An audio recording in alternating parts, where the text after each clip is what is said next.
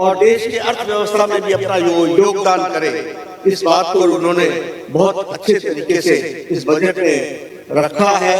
निर्मला सीतारमण जी ने उनके मार्गदर्शन में मोर ग्रोथ, मोर जॉब, एम्प्लॉयमेंट के साथ किस तरीके से विकास को आगे बढ़ाना है और ग्रोथ के तरीके से इकोनॉमी कैसे बढ़ती है, इस पर भी उनको उनका मार्गदर्शन मिलने वाला है। जो डेवलपमेंट प्रोजेक्ट्स जिसके बारे में चर्चा की गई है, वह आने वाले समय में, अमृत काल में देश को एक नई ऊंचाइयों पर ले जाने का एक संकल्प है। इसको भी हमको ध्यान में रखना चाहिए। मैं ये महसूस करता हूं कि उनके मार्गदर्शन में आर्थिक दृष्टि से देश मजबूत हो रहा है और हमें नहीं, करोड़ों लोग ये महसूस करते हैं कि उनके मार्गदर्शन में आर्थिक दृष्टि से किस तरीके से देश का विकास बढ़ रहा है और उसको और आगे बढ़ाना है। इसका हम सबको आज मार्गदर्शन मिलने वाला है। हमारे आत्मनिर्भर अर्थव्यवस्था, इन पर, इस विषय पर उनका हमको मार्गदर्शन मिलेगा। मैं आपके और उनके बीच में ज्यादा देर न रहते हुए मैं उनसे निवेदन करूंगा, आदरणीय प्रधानमंत्री जी से, कि वह हम सभी कार्यकर्ताओं का मार्गदर्शन करें और उनको मैं ये विश्वास दिलाना चाहता हूं कि हमारे करोड़ों कार्यकर्ता आपके बताए रास्ते पर चलकर देश को मजबूती प्रदान करने में अपना पूरा योगदान करेंगे। इन्हीं शब्दों के साथ मैं आदरणीय प्रधानमंत्री जी को निमंत्रित करता हूं, आमंत्रित करता हूं कि वह हम सबका मार्गदर्शन करें।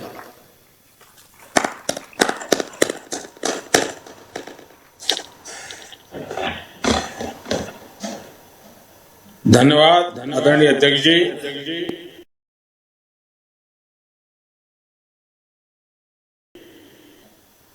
नमस्कार। देश भर से जुड़े भारतीय जनता पार्टी के सभी कार्यकर्ताओं का बहुत बहुत अभिवादन। मैं सबसे पहले तो हमारी पार्टी के राष्ट्रीय अध्यक्ष श्रीमान नड्डा जी का बहुत आभार व्यक्त करता हूं कि आज उन्होंने इस कार्यक्रम की रचना की और मुझे भी खास करके बजट की पीछे हमारी सोच क्या है वो पार्टी के कार्यकर्ताओं के सामने प्रस्तुत करने का अवसर दिया। वैसे कल निर्मला जी ने बहुत ही खूबसूरती से, बहुत ही अच्छे ढंग से और बड़ी कोशिश करके कम समय बजट के कुछ पहलुओं को हमारे सामने रखा। बजट स्पीच में पूरा बजट तो संभव नहीं होता, क्योंकि बजट अपने आप में एक बहुत बड़ा दस्तावेज होता है, बहुत बारीकियां होती है और सदन में उन सब चीजों पे बोलना संभव भी नहीं होता है। मैं भी आज आपसे जो बात करूंगा वो भी शायद बजट का एक बहुत छोटा सा हिस्सा बोल पाऊंगा, क्योंकि इसमें इतने विषय होते हैं।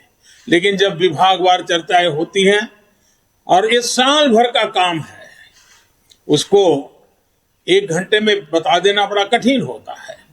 फिर भी जब अध्यक्ष जी ने कहा कि इसके पीछे सरकार की सोच क्या है, जरा आप बताएं तो अच्छा होगा, तो मैंने कहा ठीक है, पार्टी का आदेश मेरे सर आंखों पर है और आज लोकसभा भी दोपहर के बाद है, तो मैंने कहा ठीक है, अगर आज सुबह हम बात कर सकते हैं तो फिर इसलिए आज आपके बीच आने का मुझे मौका मिला है। साथियों, आज देश आजादी के 75वें वर्ष में है और इस समय 100 साल में आई सबसे बड़ी वैश्विक महामारी से आज हिंदुस्तान लड़ रहा है। कोरोना का ये कालखंड पूरी दुनिया के लिए अनेक चुनौतियां लेकर के आया है और एक प्रकार से दुनिया उस चौराहे पर आकर के खड़ी है जहां पर टर्निंग पॉइंट निश्चित है। आगे जो दुनिया हम देखने वाले हैं वो वैसी नहीं होगी जैसी कोरोना काल से पहले थी। जैसे द्वितीय विश्व युद्ध के बाद, सेकंड वर्ल्ड वॉर के बाद पूरी दुनिया में बहुत बदलाव आए, पूरा वर्ल्ड ऑर्डर बदल गया, वैसे ही कोरोना के बाद दुनिया में बहुत सारे बदलाव की संभावना है। एक नए वर्ल्ड ऑर्डर की संभावना है और इसके प्रारंभिक संकेत नजर भी आने लगे हैं। हम सब ने इस बात को मार्क किया होगा, अनेक कोने से सुना होगा, बहुत सी चीजें पढ़ी होगी, और आप भी दुनिया में कहीं जाते होंगे, मिलते होंगे तो आप भी अनुभव करते होंगे। आज भारत की तरफ देखने के विश्व के नजरिए में बहुत बड़ा बदलाव आ रहा है। भारत जैसे विशाल देश को, लोकतांत्रिक देश को, और इतने बड़े समाज में इतनी बड़ी विविधताओं को संभालते हुए चल रहे देश को अब दुनिया के लोग भारत को अधिक मजबूत रूप में देखना चाहते हैं। और इसलिए पूरा विश्व भारत के लिए नए सिरे से जब देख रहा है तो हमारे लिए भी आवश्यक है कि हम हमारे देश को तेज गति से आगे बढ़ाएं, अनेक विविध क्षेत्रों में बदलाव लाएं, मजबूती लाएं। ये समय नए अवसरों का, नए संकल्पों की सिद्धि का समय है। बहुत जरूरी है कि भारत आत्मनिर्भर बने, और आत्मनिर्भर तो बने ही, आत्मनिर्भर भारत की नींव पर एक आधुनिक भारत का निर्माण हो। कल, जैसा मैंने पहले कहा, निर्मला जी ने जो बजट पेश किया है, बाय एंड लार्ज हम देखें, पॉलिटिकल एंगल अगर हम छोड़ दें तो जो आर्थिक विषय के लोग हैं, समाज जीवन के लोग हैं, अखबारों में भी देखेंगे, कल टीवी चैनलों की डिबेट में देखेंगे, बजट का बहुत स्वागत हुआ है, बहुत सराहना हुई है। और आपने भी देखा होगा कि इस बजट में देश को आधुनिकता की तरफ ले जाने की दिशा में कई महत्वपूर्ण कदम है। साथियों, जब हम आज के बजट की चर्चा करेंगे तो सापेक्ष भी होती है, कुछ तो पुरानी बातों की तुलना करेंगे तब पता चलता है। बीते 7 वर्षों में जो निर्णय लिए गए, जो नीतियां बनी, पहले की जिन नीतियों में गलतियों को सुधारा गया, उस वजह से आज भारत की अर्थव्यवस्था का निरंतर विस्तार हो रहा है। 7-8 साल पहले भारत की जीडीपी 1,10,000 करोड़ रुपए की थी। आज भारत की अर्थव्यवस्था 2,30,000 करोड़ के आसपास की है। वर्ष 2013-14 में भारत का एक्सपोर्ट 2,85,000 करोड़ रुपए होता था। आज भारत का एक्सपोर्ट 4,70,000 करोड़ रुपए के आसपास पहुंचा है। 7 साल पहले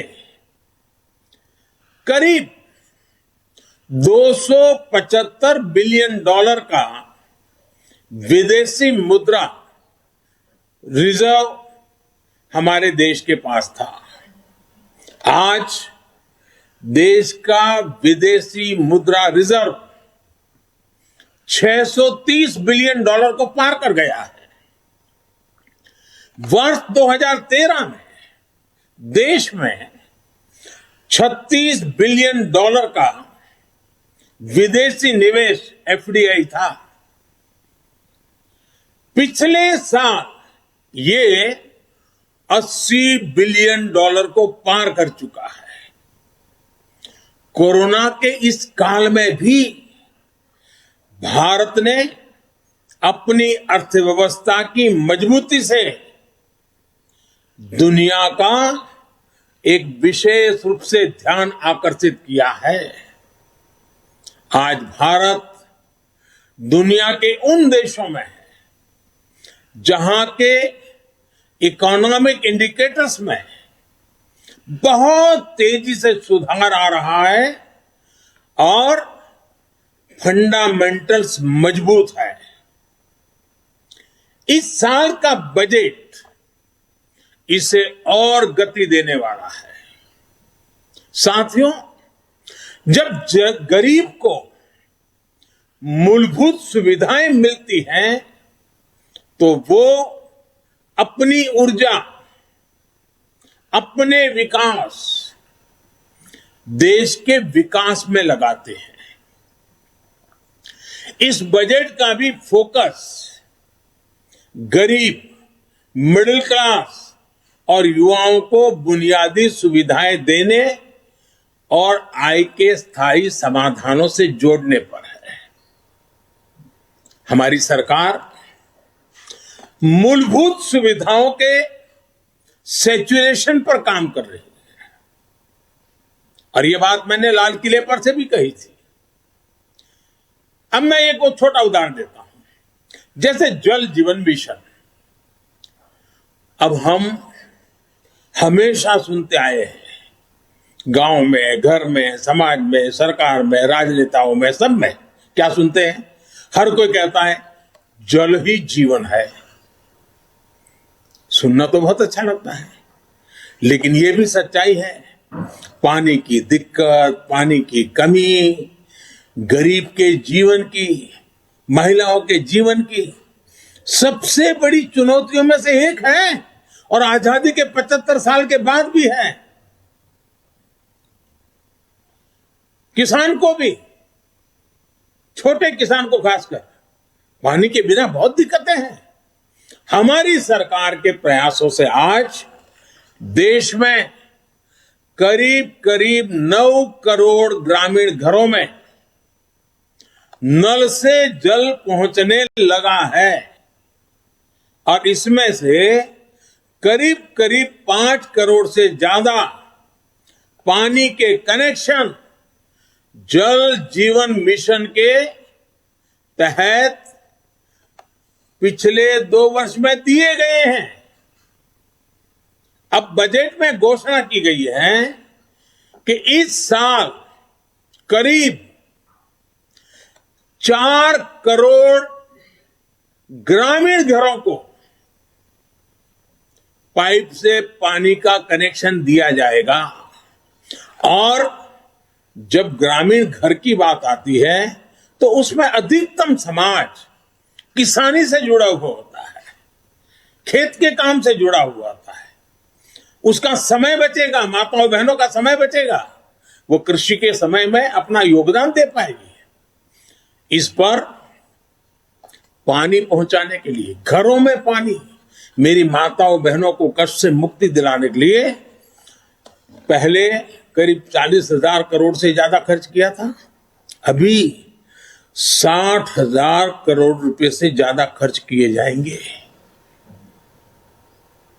कभी हमारे देश में हमारी माताओं बहनों को, गांव को पानी के लिए 1 लाख करोड़ रुपया खर्च करके आगे बढ़ना ये छोटे निर्णय नहीं है।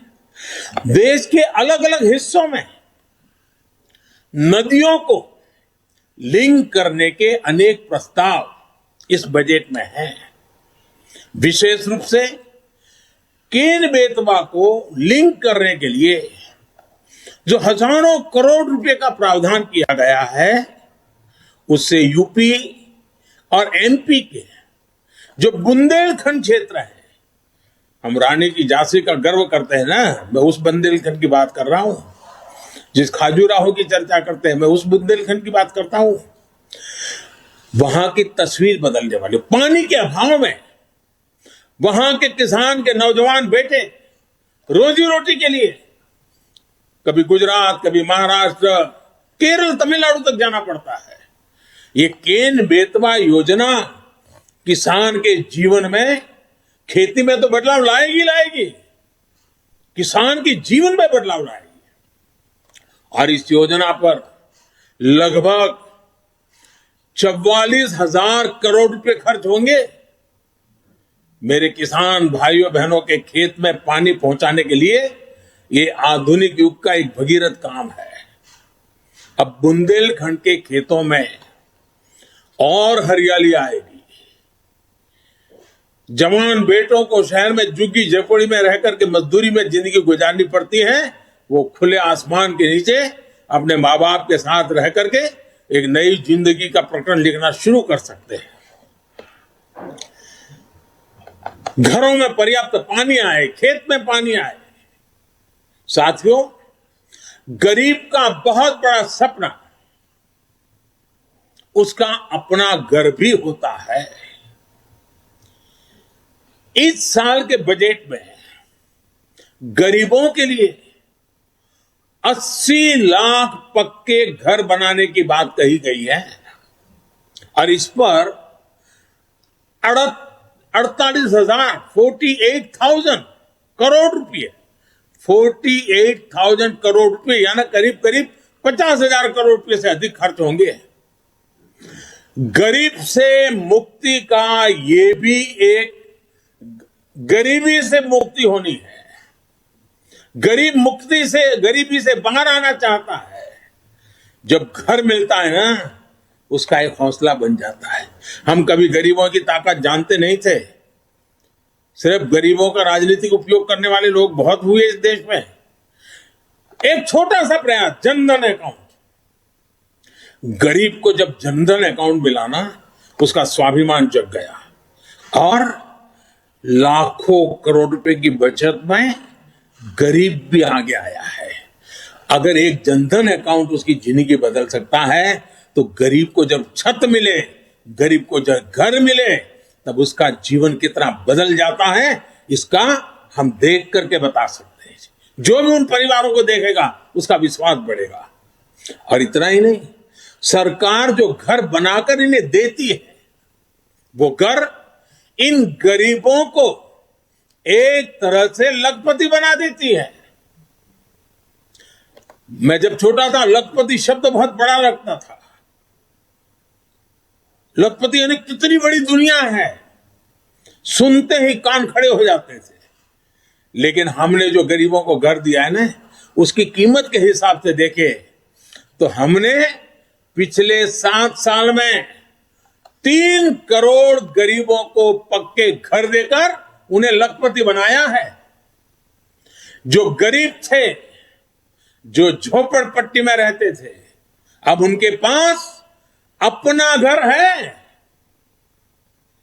पहले के मुकाबले हमारी सरकार ने इन घरों के लिए राशि भी बढ़ाई है और समय की ध्यान को रखते हुए घरों की साइज भी बढ़ाई है, ताकि बच्चों की पढ़ाई न छूट जाए, बच्चों के लिए पढ़ाई के लिए जगह मिल जाए। बड़ी बात यह भी है कि इसमें से ज्यादातर घर महिलाओं के नाम पर भी है, यानी हमने महिलाओं को घर की मालकिन भी बनाया है। साथियों, हम सामाजिक न्याय के लिए तो हमेशा काम करते हैं और इसे अपना दायित्व समझते हैं। जैसे समाज की भलाई के लिए सामाजिक न्याय बहुत जरूरी है, वैसे ही देश की भलाई के लिए भी देश का संतुलित विकास भी जरूरी है। भारत जैसे देश में कोई क्षेत्र पिछड़ा रहे, कोई इलाका अविकसित रह जाए, ये ठीक नहीं है। और इसलिए हमने आकांक्षी जिला एस्पिरेशनल डिस्ट्रिक्ट अभियान शुरू किया था। इन जिलों में गरीब की शिक्षा के लिए, गरीब के स्वास्थ्य के लिए, गांव की सड़कों के लिए, बिजली पानी के लिए जो काम हुए उसकी प्रशंसा संयुक्त राष्ट्र ने भी की है। अब इस बजट में घोषणा की गई है कि आकांक्षी जिलों में राज्यों के साथ मिलकर आकांक्षी ब्लॉक प्रोग्राम चलाया जाएगा, यानी उसे और नीचे ले जाया जाएगा। यानी विकास का लाभ आखिरी छोर तक पहुंचाने का एक वैज्ञानिक तरीका है और धन का सदुपयोग करने का, संसाधनों का ऑप्टिमम यूटिलाइजेशन करने का और फोकस एक्टिविटी करने का एक रास्ता है। ग्रामीण क्षेत्रों में ब्लॉक स्तर पर जरूरी सुविधाएं पहुंचे, इस पर सरकार का जोर है। साथियों, राष्ट्र की सुरक्षा के लिए हमारी सेनाएं, एयरफोर्स हो, नेवी हो, आर्मी हो, हमारे जवान दिन रात डटे रहते हैं, जान की बाजी लगा देते हैं। लेकिन यह भी सच्चाई है कि हमारे सेना के जवान जो सीमा पर तैनात है, हमारे सुरक्षा बल के जवान जो सीमा पर तैनात है, उनको वो सीमावर्ती जो गांव है ना, वो भी एक प्रकार से किले का काम करते हैं।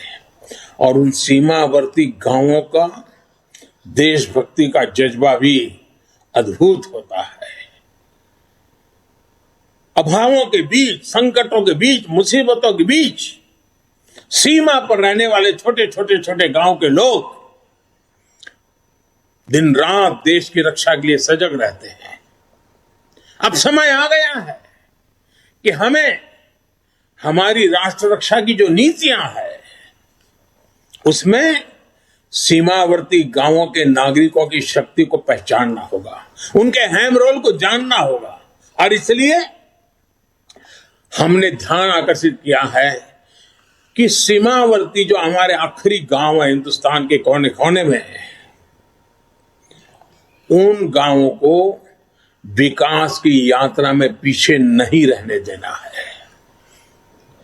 इस वजह से हम वर्षों से सीमावर्ती गांवों से पलायन होते भी देख रहे हैं।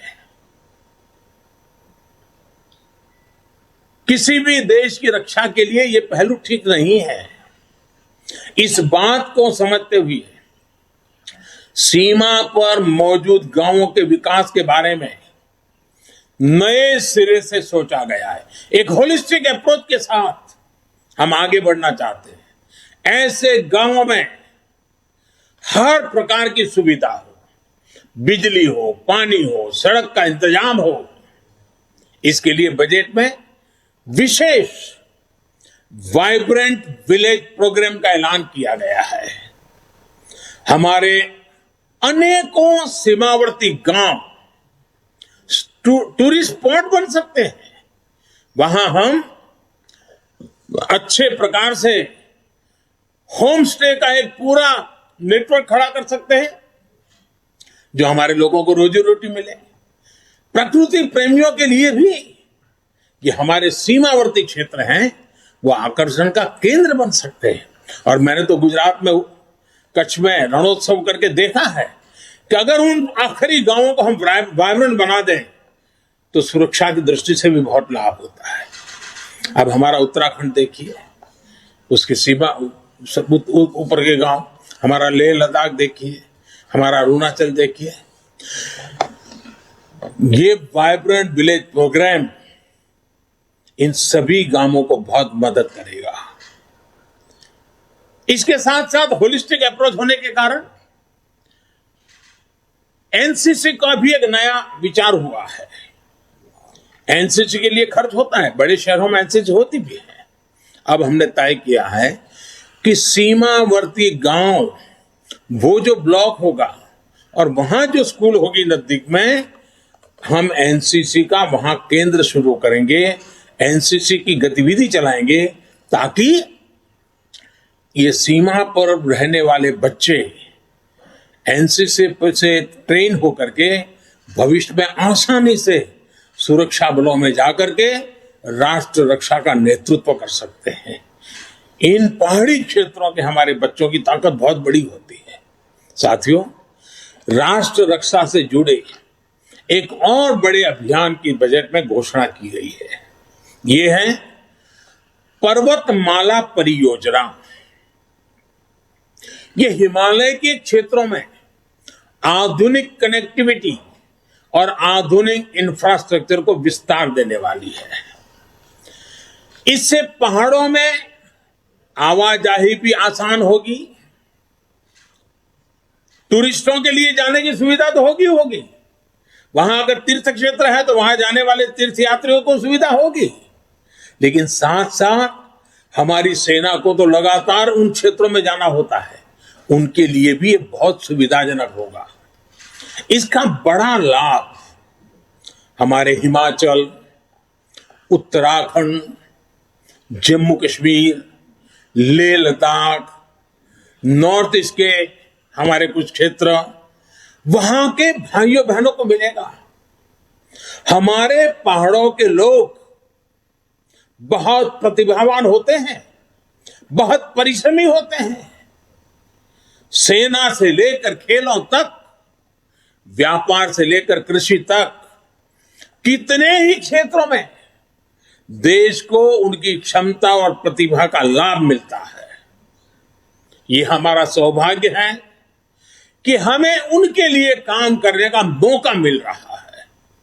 वर्तमान से हम जब पर्वतमाला से पहाड़ी क्षेत्रों में पर्यटन को बढ़ावा मिलेगा और साथ ही पर्यावरण की भी सुरक्षा बढ़ेगी।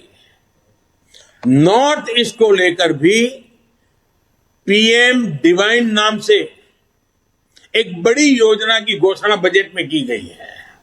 साथियों, आज समय की मांग है कि भारत की कृषि भी आधुनिक बने, नए तौर तरीके अपनाएं, किसान पर बोझ कम हो।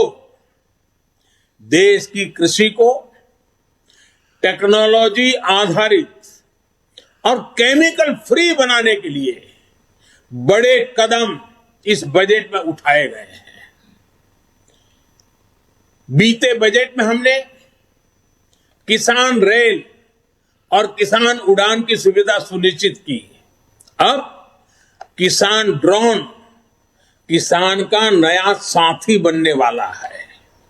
इसके लिए एफपीओ के माध्यम से किसानों को खेत में ही उचित किराए पर ड्रोन और दूसरी मशीनरी उपलब्ध कराई जाएगी। ड्रोन टेक्नोलॉजी से किसान को तो मदद मिलेगी ही, उत्पादन का रियल टाइम डेटा भी प्राप्त होगा। इससे जुड़े स्टार्टअप्स को फंड करने के लिए नाबार्ड के माध्यम से एक विशेष फंड की मदद भी दी जाएगी।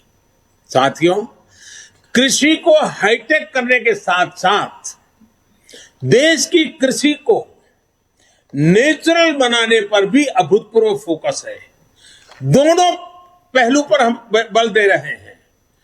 आधुनिक हो, टेक्नोलॉजी हो, खर्च में बचत हो, साथ साथ बैक टू बेसिक, हमारी ये धरती माता बर्बाद न हो, हमारी धरती माता की उपजाऊ शक्ति खत्म न हो, और इसलिए केमिकल मुक्त खेती, प्राकृतिक खेती। साथियों, इसके कारण किसानों की जो खेत में इन्वेस्टमेंट खर्च होता है, लागत घटाने में बहुत बड़ी मदद मिलेगी। कृषि को ये अधिक लाभकारी बनाएंगे। साथ साथ ये बीमारियों से मुक्ति दिलाने का बहुत बड़ा अभियान भी है, जिसका सबसे अधिक लाभ हमारे छोटे किसानों को होगा। देश के अनेक हिस्सों में जीरो बजट प्राकृतिक खेती पर काम चल रहा है। छोटा किसान, और हमें यह देखना होगा, जब हम किसान की बात करते हैं तब हमारी प्राथमिकता छोटा किसान ही रहनी चाहिए। 80-85% हमारे छोटे किसान हैं। अगर एक बार हमारा छोटा किसान मजबूत बनता है, ताकतवर बनता है, देश की ग्रामीण जीवन बदल जाता है। और इसलिए हमने इस पर बहुत ध्यान केंद्रित किया है। हमने देखा है देश में कौन सी बातें हम सुनते आए हैं। गरीबी हटाने की बातें तो हुई, लेकिन होता क्या था, और वो गलत होता था, मैं नहीं कहता। कहीं इंडस्ट्रियल कॉरिडोर बनते थे, कहीं इकोनॉमिक कॉरिडोर बनते हैं। हमने भी आकर देश में 2 डिफेंस कॉरिडोर बनाए हैं, लेकिन अब हम देश में पहली बार एक और कॉरिडोर बना रहे हैं, जो इस बजट में घोषणा की गई है। प्राकृतिक खेती का कॉरिडोर, नेचुरल फार्मिंग का कॉरिडोर बनाने की दिशा में बढ़ रहे हैं। नेचुरल फार्मिंग का कॉरिडोर लगभग 2500 किलोमीटर लंबा होगा, करीब 10 किलोमीटर चौड़ा होगा, और पहले चरण में उत्तराखंड, उत्तर प्रदेश, बिहार, झारखंड और पश्चिम बंगाल में मां गंगा के किनारे 5-5 किलोमीटर चौड़ा, दोनों तरफ 5-5 किलोमीटर नेचुरल फार्मिंग का एक कॉरिडोर तैयार किया जाएगा। पूरी इकोसिस्टम बनेगी, उसकी प्रोडक्ट की वैश्विक वैल्यू बढ़ने वाली है।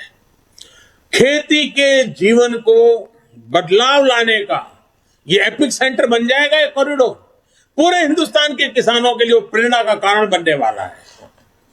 और इन सारे कारणों से जो हमारा गंगा स्वच्छता अभियान चल रहा है, उसमें एक बड़ी मदद मिलेगी, क्योंकि खेत में जो केमिकल उपयोग होता है, जब बारिश आती है तो केमिकल का काफी हिस्सा बह करके पानी में जाता है, नदी में जाता है। 5-5 किलोमीटर प्राकृतिक खेती जब होगी, केमिकल फ्री खेती होगी, ऑर्गेनिक उत्पाद होंगे, तो वो जो केमिकल का प्रवाह गंगा जी में आता था वो भी बंद होगा, मां गंगा भी शुद्ध होगी। एक प्रकार से मां गंगा जी का बजट का कुछ हिस्सा भी किसानों के काम आएगा। और ऑर्गेनिक उत्पाद की आज बाजार में कीमत बहुत बड़ी है, दुनिया में मांग है, और भारत विश्व के कृषि बाजार में बड़ी ताकत के साथ जाने का रास्ता ऑर्गेनिक खेती है। साथियों, सरकार द्वारा मोटे अनाज, मिलेट्स को प्रोत्साहन दिया जा रहा है। और हमें न भूलें कि हमारा जो छोटा किसान है, उसमें से अधिकतम किसान हमारे, या हमारे जो आदिवासी भाई बहन जो किसान है, या हमारे गांव में किसी दलित के पास अगर जमीन है, वो छोटा किसान है, वो मोटा अनाज ही उनको पैदा किए बिना कोई चारा नहीं होता, क्योंकि बाकी कुछ सुविधाएं नहीं होती। दलित और आदिवासी किसान साथी अगर एग्रो फॉरेस्ट्री और प्राइवेट फॉरेस्ट्री अपनाना चाहते हैं, तो उनके लिए भी विशेष मदद का प्रोविजन किया गया है। साथियों, अनाज के साथ साथ हम देखिए, कृषि प्रधान देश है। जय जवान जय किसान इस मंत्र ने हमें ताकत दी है, लेकिन यह भी सच्चाई है कि आज हमारा देश 80,000 लाख करोड़ रुपए का तेल, खाने का तेल बाहर से लाना पड़ रहा है, क्योंकि हमारी आदतें बदलना दी हैं। पुरानी सरकारों ने ऐसे निर्णय किए कि हम आयाती तेल पर निर्भर हो गए। उसी प्रकार से पल्सीज, हमारे यहां जो वेजिटेरियन सोसाइटी है उसको प्रोटीन के लिए, कुपोषण के लिए लड़ाई लड़ने में हमारे लिए पल्सीज की बहुत, दाल है, मूंग है, उड़द है, चना है, इसकी बहुत जरूरत होती है। अब हमारे लिए आवश्यक है कि हम खाने के तेल में आत्मनिर्भर कैसे बने, हम दाल पल्सीज में आत्मनिर्भर कैसे बने, और इसलिए खाने के तेल में आत्मनिर्भरता के लिए एक राष्ट्रीय मिशन अभी अभी देश में प्रारंभ किया गया है। और हर साल जो लाखों करोड़ रुपए हम खाद्य तेल खरीदने के लिए विदेश भेजते हैं, वो पैसे मेरे देश के किसानों के व्यय जाए, जो खेती में पसीना बहाने वाला हमारा किसान है उसके नसीब में आए, उसलिए हम योजनाओं पर बल दे रहे हैं।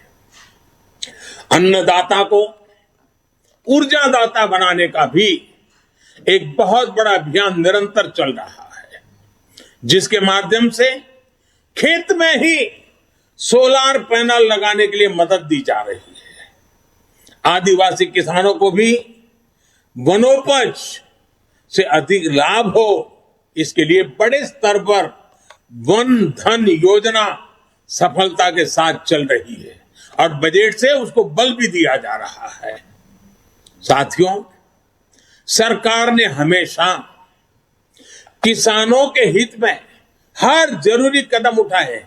अब आप देखिए, बजट में रिन्यूएबल एनर्जी का खर्चा पड़ेगा, लेकिन उसमें एक महत्वपूर्ण खर्चा है किसानों के लिए सोलर पंप। अगर सोलर पंप हम सबसे ज्यादा किसानों के पहुंचाएंगे, सूर्य शक्ति से चलने वाला पंप, किसानों को रात को जागना नहीं पड़ेगा, दिन में ही अपने खेती कर लेगा, पानी पहुंचा देगा, शाम को परिवार के साथ अपना समय बिता पाएगा और उसका खर्च भी कम हो जाएगा। इसके लिए भी सोलर पंप का बहुत बड़ा बजट हमारे किसानों तक हम पहुंचा रहे हैं। साथियों, पिछले बजट में फर्टिलाइजर की सब्सिडी 80,000 करोड़ रुपए से भी कम रखी गई थी, 79,000 करोड़। लेकिन कोरोना के कारण अंतर्राष्ट्रीय कीमतों में सप्लाई चेन में गड़बड़ होने के कारण बहुत बड़ा उछाल आया। अब जहां हम करीब 80,000 करोड़ का प्रावधान किया था, हमें 60,000 करोड़ और लगाने पड़े। करीब करीब 1,40,000 करोड़ रुपया फर्टिलाइजर के लिए, जो पहले कभी नहीं करना पड़ा था। इसलिए क्योंकि फर्टिलाइजर का दाम बढ़ा है, लेकिन वो किसान पर बोझ न बने, इसलिए सरकार ने उसको झेला ताकि किसानों की लागत न बढ़े, उन पर अतिरिक्त बोझ न आए। और इस बार इस सब्सिडी को 79,000 से बढ़ा करके 1,05,000 करोड़ रुपए किया गया है, ताकि मेरे किसान भाइयों बहनों को फर्टिलाइजर के लिए संकट का सामना न करना पड़े।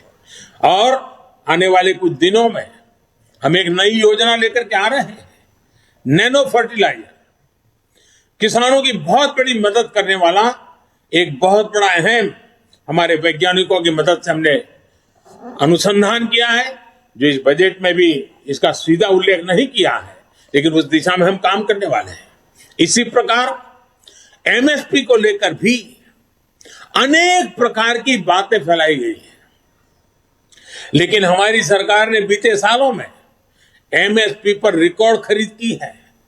सिर्फ धान की ही बात करें, धान की, जो सीधे सीधे छोटे किसान की जिंदगी से जुड़ा हुआ है, और छोटे किसान की खेती जेब के लिए नहीं, जीवन के लिए होती है।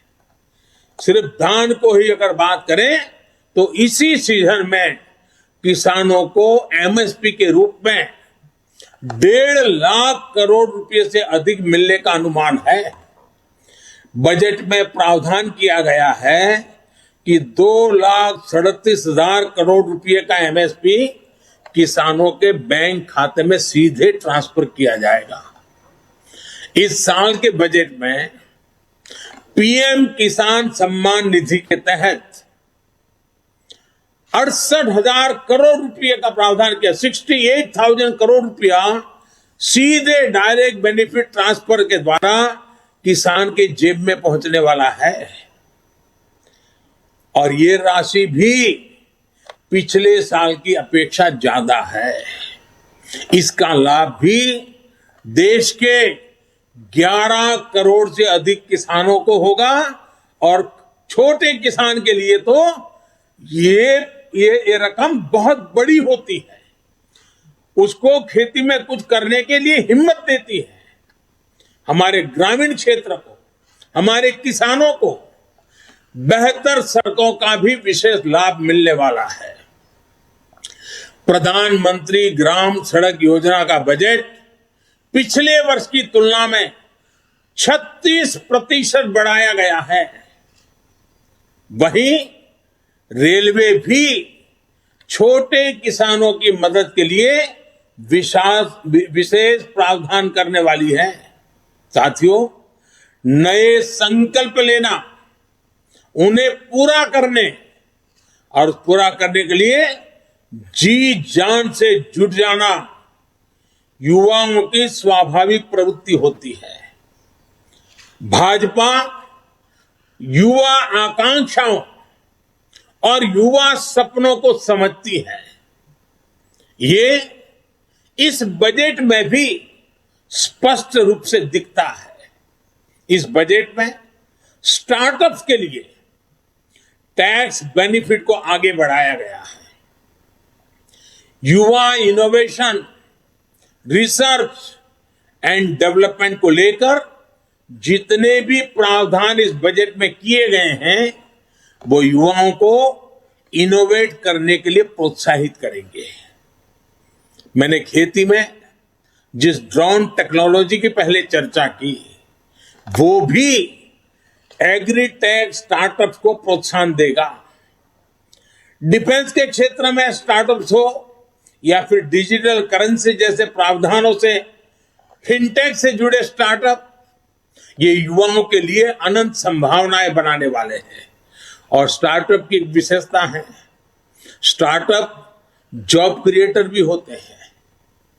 साथियों, युवाओं को शिक्षा और स्किल के बेहतर अवसर देने के लिए बीते सालों में टेक्नोलॉजी का दायरा निरंतर बढ़ाया गया है। इस बजट में इसको विस्तार देते हुए पहली डिजिटल यूनिवर्सिटी बनाने का फैसला किया गया है। इससे गरीब के गरीब बच्चों को भी अपनी रोजी रोटी कमाते हुए भी अगर इस यूनिवर्सिटी से कोई छोटे मोटे कोर्सेज करने हैं तो वो आराम से कर लेगा और उसको क्वालिटी एजुकेशन उपलब्ध होगा। सरकार ने इस बार के बजट में स्पोर्ट्स को भी बहुत तवज्जो दी है और काफी वृद्धि की है। और हम ये न भूलें कि स्पोर्ट्स के क्षेत्र में अधिकतम हमारे किसान के बच्चे ही आते हैं। किसान के परिवार की ही वो आन बान शान बन रहे हैं। खेलो इंडिया अभियान के बजट को भी बढ़ाया गया है। स्पोर्ट्स का बजट पिछले 7 सालों में 3 गुना से भी ज्यादा बढ़ा है। इसका भी लाभ हमारे युवा साथियों को होगा। साथियों, आपने पोस्ट ऑफिस से जुड़ी अहम घोषणा की बजट भाषण में सुनी होगी। अब पोस्ट ऑफिस के खातों में भी बैंकों की तरह ही mobile banking, internet banking, ATM और ऑनलाइन फंड ट्रांसफर की सुविधा मिल पाएगी। अभी देश में 1.5 लाख से अधिक पोस्ट ऑफिस हैं, जिसमें से अधिकतर गांवों में है। पोस्ट ऑफिस में जिनके सुकन्या समृद्धि अकाउंट और पीपीएफ अकाउंट है, उनको भी अब अपनी किस्त जमा करने पोस्ट ऑफिस जाने की जरूरत नहीं है। अब वो सीधे अपने बैंक अकाउंट से ऑनलाइन ट्रांसफर कर पाएंगे। इससे गांवों में रहने वाले किसानों, मजदूरों, वरिष्ठ नागरिकों, महिलाओं को विशेष रूप से बहुत सुविधा होगी। और हम जानते हैं, हमने एक पूरे देश का किसानों के लिए डिजिटल मार्केट प्लेटफॉर्म खड़ा किया है, ई-नाम। अब ई-नाम योजना के तहत जो किसान कारोबार करता है, उसको भी अपनी फसल बेचने के सारा कारोबार पोस्ट ऑफिस में ही बैंकिंग व्यवस्था होने के कारण बहुत आसानी से मेरा किसान अपना कारोबार कर लेगा। साथियों, आज सस्ता और तेज इंटरनेट भारत की पहचान बन चुका है। बहुत जल्द सभी गांव तक ऑप्टिकल फाइबर कनेक्टिविटी पूरी होगी। 5G सर्विस की लॉन्चिंग भारत में ईज ऑफ लिविंग और ईज ऑफ डूइंग बिजनेस को एक अलग ही आयाम देने वाली है। इससे सिर्फ इंटरनेट ही तेज नहीं होगा, डेटा स्पीड ही नहीं बढ़ेगी, बल्कि रिमोट सर्जरी के लेकर स्मार्ट ट्रांसपोर्टेशन तक, अगर ड्रोन से मुझे दूर सुदूर पहाड़ के कोई फल फूल अगर नजदीक में शहर लाना है तो ड्रोन से उठा करके आराम से ले आ पाऊंगा। यानी सारे स्मार्ट ट्रांसपोर्टेशन के लिए भी ये सारी टेक्नोलॉजी गांव को, गरीब को, किसान को भी बहुत बड़ा अवसर देने वाली है। 5G सर्विसेज देश में रोजगार के नए सेक्टर्स का सृजन करेगी, युवाओं को आकर्षक अवसर प्रदान करेगी, स्टार्टअप्स को प्रोत्साहन करेगी। साथियों, आज देश में एनिमेशन, विजुअल इफेक्ट्स, गेमिंग और कॉमिक AVGC इस सेक्टर की भी तेजी से विकास हो रहा है। भारत मोबाइल गेमिंग को लेकर दुनिया के टॉप 5 मार्केट में से एक है। आकलन है कि आने वाले 2 सालों में यह सेक्टर 3 लाख करोड़ रुपए का हो जाएगा। अब मुझे बताइए, ये गेमिंग हम बच्चों को रोक नहीं पाएंगे। परिवार में बच्चा मोबाइल फोन पर गेम खेल रहा है, नहीं रोक पाएंगे। लेकिन क्या हमारे बच्चे विदेशों से खर्च करके आई हुई गेम से खेलेंगे कि हिंदुस्तान भी कुछ करेगा? और इसलिए हमारे देश की प्रतिभा को मौका मिले, इनोवेट करने का अवसर मिले।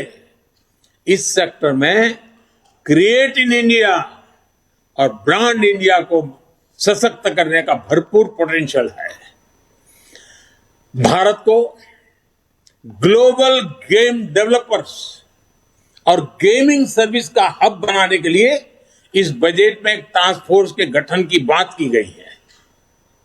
साथियों, आज के अखबारों में सेंट्रल बैंक डिजिटल करेंसी की भी काफी चर्चा है।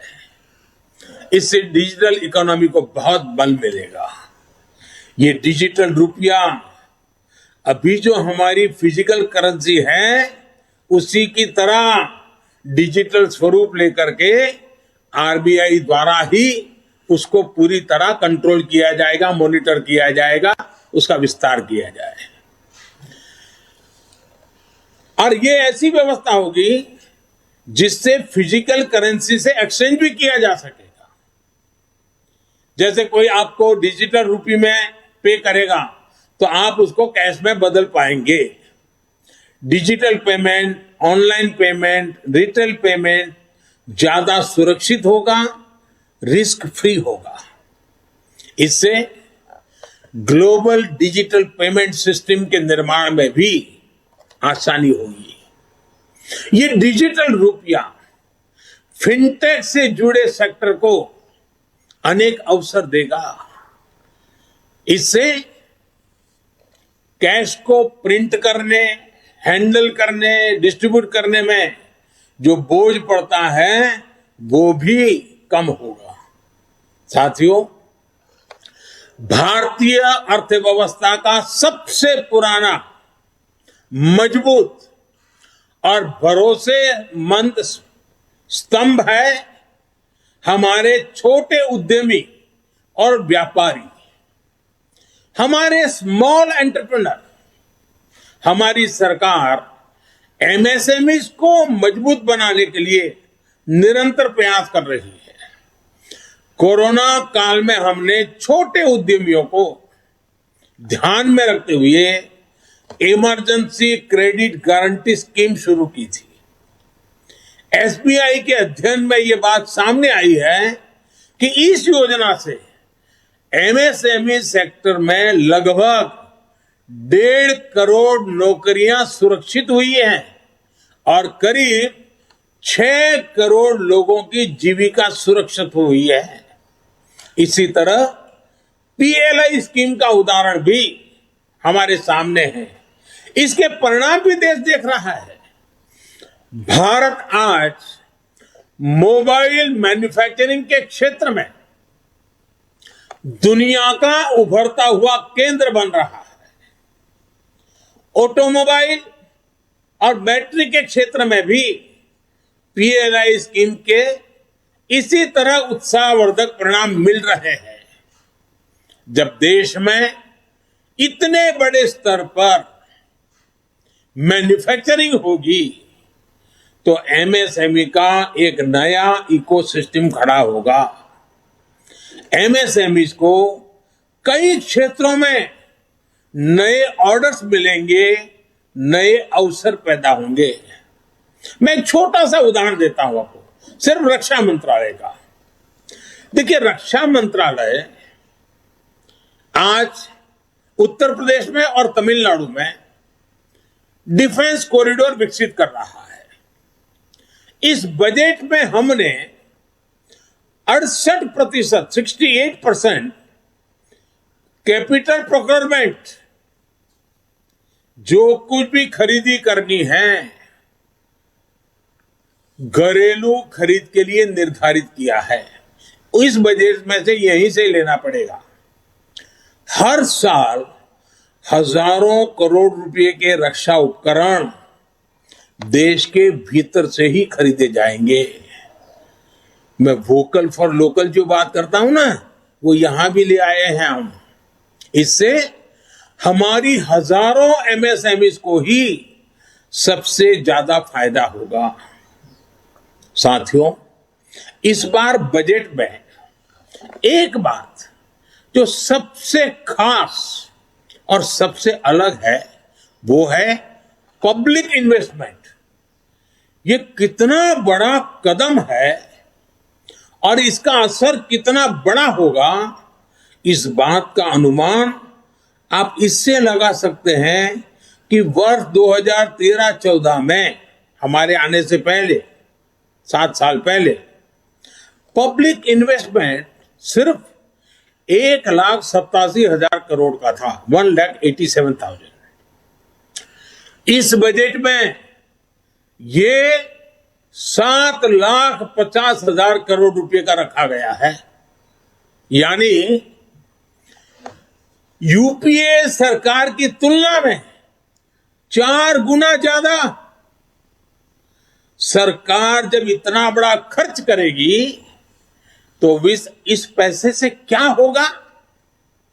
इससे देश में और ज्यादा निवेश आएगा और ज्यादा आधुनिक इंफ्रास्ट्रक्चर का विस्तार होगा। इस साथ साथ लोहा बेचने वाला, लोहा बाजार में काम करने वाला, सीमेंट बेचने वाला, सीमेंट बाजार में काम करने वाला, इस प्रकार के निर्माण कार्यों से जिनकी स्किल है उस नौजवान, यानी कितनी बड़ी इकोनॉमी की एक बड़ी एक दूसरे को इफेक्ट पॉजिटिव खड़ी होती है। और नौकरियों के लिए तो अनेक दरवाजे खुल जाते हैं। साथियों, इसके कारण देश के लिए पूंजी तैयार होगी, सामान्य मानवी का जीवन आसान भी होगा और बेहतर भी होगा। ये सब कैसे होगा, ये समझने के लिए आप अपनी सरकार के 7 साल के काम को समझिए। 2014 में देश में 90,000 किलोमीटर नेशनल हाईवे थे।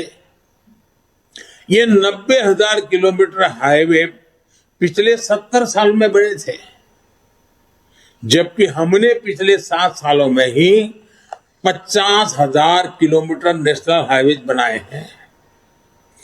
पीएम गति शक्ति मास्टर प्लान के तहत देश में हजारों किलोमीटर के नए हाईवे और बनाएंगे। इससे न केवल शहरों से लेकर गांवों और कस्बों तक बेहतर कनेक्टिविटी होगी, बल्कि इससे देश के हर कोने में इंडस्ट्री भी पहुंचेगी।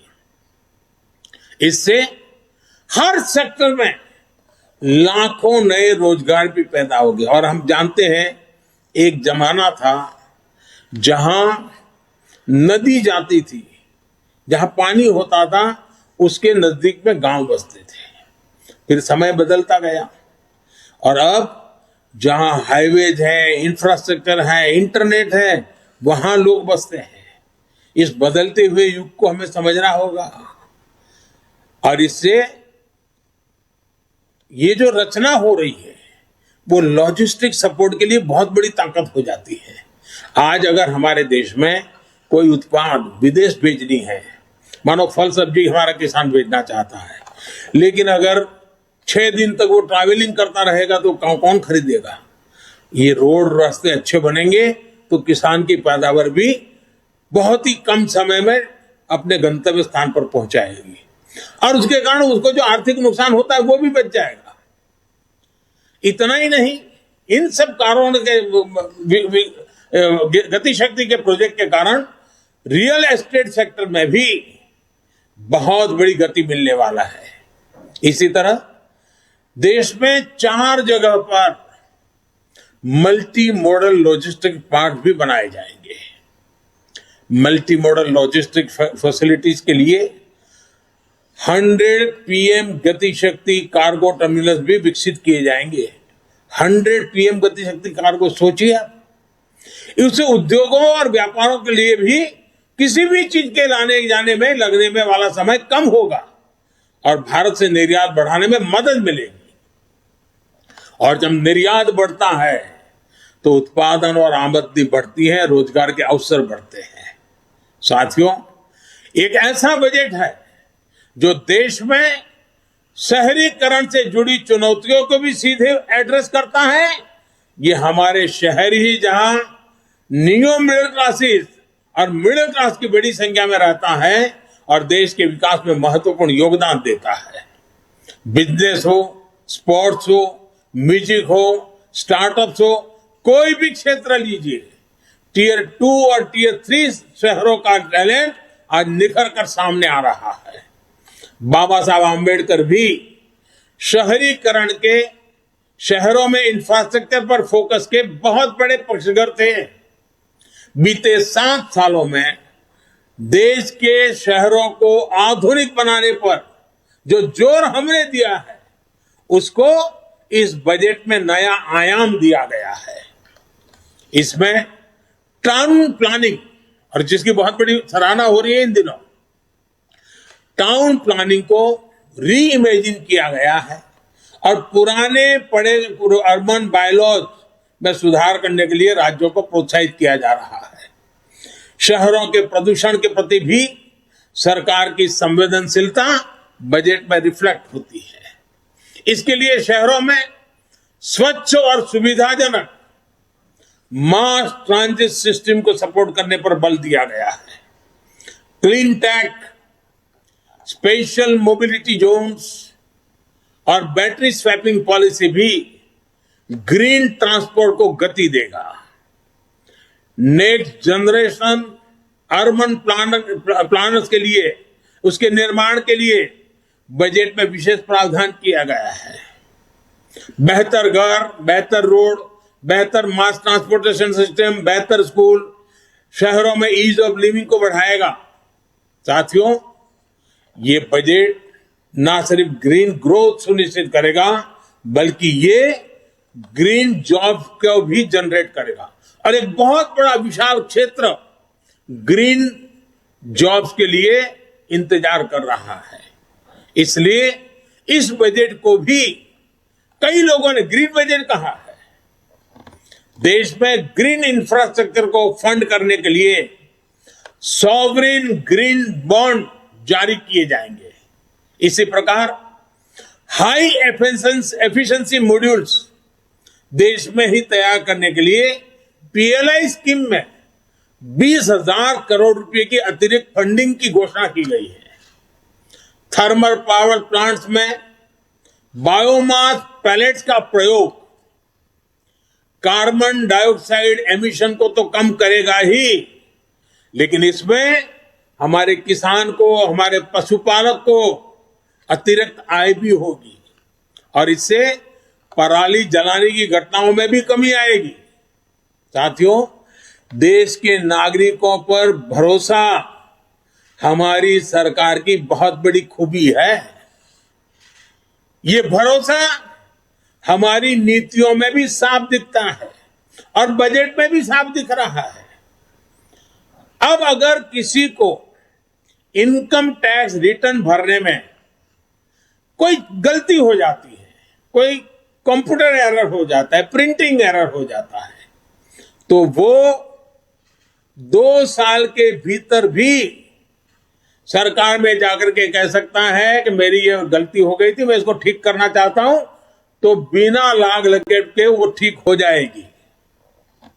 इसी तरह पहले अगर आपको अपनी कंपनी बंद करनी होती थी, हमारे देश में कंपनी बंद करने में भी मेहनत होती है, 2-2, 4-4 साल लग जाते थे। हमने तय किया अगर कोई अपना कारोबार बंद करना चाहता है तो वो 2 साल से समय घटाकर के 6 महीने के भीतर भीतर कर दिया गया है। सरमार्ग में जहां जहां भी परमिशन लेनी हो 6 महीने के भीतर कर देनी होगी। इस महामारी के समय भी हमारी सरकार ने छोटे उद्यमियों की लोन की गारंटी खुद ली। यह भी हमारे भरोसे को दिखाता है। हमें भरोसा था भारत के छोटे मोटे हमारे उद्योगकार व्यापारियों पर और इसलिए सरकार ने गारंटी ली। अब इस बजट में इस योजना को, क्योंकि हमारे व्यापारियों ने, हमारे उद्योगकारों ने सकारात्मक रिस्पॉन्स दिया और इसके कारण उसका सही अनुभव देखते हुए उसको और मजबूत किया गया है और उसको विस्तार भी दिया गया है। इन 7 सालों में हमने 25,000 गैर जरूरी, ये समझने जैसा है, 25,000 गैर जरूरी कंप्लायंसेस को खत्म किया है। यानी आए दिन ये जानकारी लाओ, ये फॉर्म भरो, फलाना नाम लाओ, डिग्री सर्टिफिकेट लाओ, हर बार सरकार लोगों से मांगती रहती थी। 25,000 हमने निकाले हैं और मैंने राज्य सरकारों से भी आग्रह किया है कि वे भी खोजें, बिना कारण जनता को कहां कहां तकलीफ हो रही है, हटाओ इन चीजों को। इतना ही नहीं, भारत की संसद में करीब 1500 गैर जरूरी और पुराने कानूनों को भी खत्म कर दिया गया है।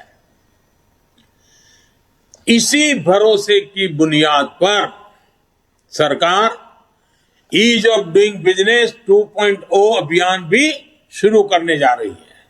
साथियों, हम सभी ने बीते 2 सालों में 100 साल के इस सबसे बड़े संकट का बहुत बहादुरी के साथ सामना किया है। जैसा मैंने शुरू में कहा कि 7-8 साल पहले भारत की जीडीपी जो 110 लाख करोड़ से भी कम थी, वो आज 230 लाख करोड़ के आसपास ले आए हैं।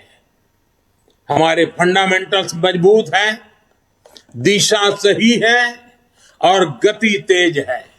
एक भारतीय होने के नाते, भाजपा का कार्यकर्ता होने के नाते हमें इस बात का गर्व है कि हमने जनता जनार्दन की सेवा में कोई कोर कसर बाकी नहीं रखी है।